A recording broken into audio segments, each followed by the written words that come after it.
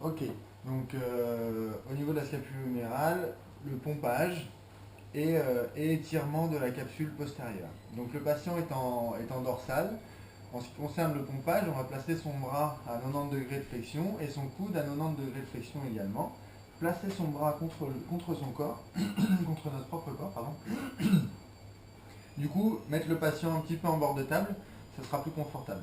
Ici, on saisit à deux mains au-dessus du coude, bien chercher le relâchement du patient, et on va amener une traction avec tout notre corps, on est toujours bien en contact avec le patient, une traction vers l'extérieur, de façon à créer ce petit mouvement de pompage, voilà, qu'on va faire de plus en plus ample, forcément au bout d'un moment on va avoir du relâchement. Alors, si le bras du patient est à 90 degrés ici, on va amener davantage une composante de décoaptation sur son épaule.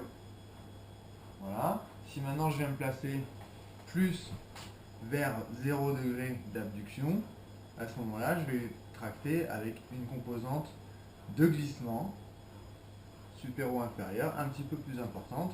Bien sûr, je peux combiner les deux avec des angles un petit peu différents. Et là, je vais avoir à la fois une composante de décoaptation, une composante de glissement, etc., etc. Voilà pour le pompage. Si maintenant, je veux travailler en mettant un tout petit peu le centre de la table, voilà, parfait. Si je veux travailler sur l'étirement de la capsule postérieure, donc placer sa main hétérolatérale sur son épaule, de cette façon-ci, on va venir placer la main sous son omoplate, sous cette épaule-ci qu'on va étirer. Attention de ne pas mettre la main du côté de la tête parce que ici la prise n'est pas du tout confortable pour le patient, donc placer la main distale sous son omoplate, ici. Ici, saisir le coude qu'on va mettre à peu près à 90 degrés et placer son thorax.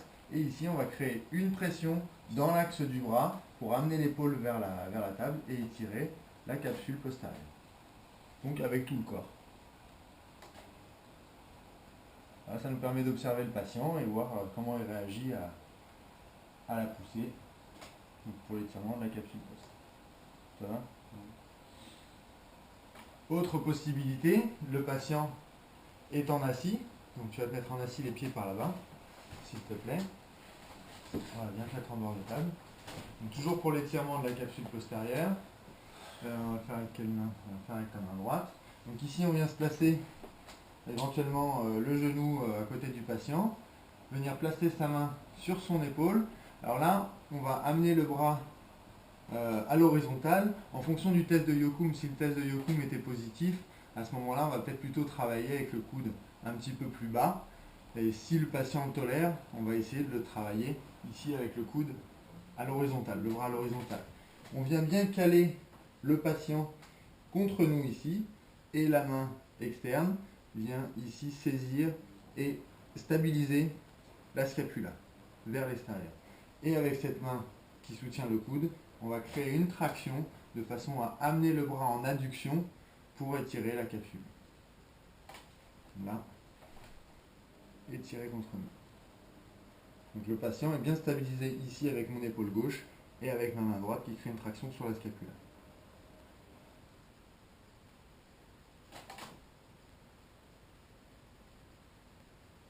Voilà donc pour l'étirement de la capsule articulaire postérieure au niveau de l'épaule.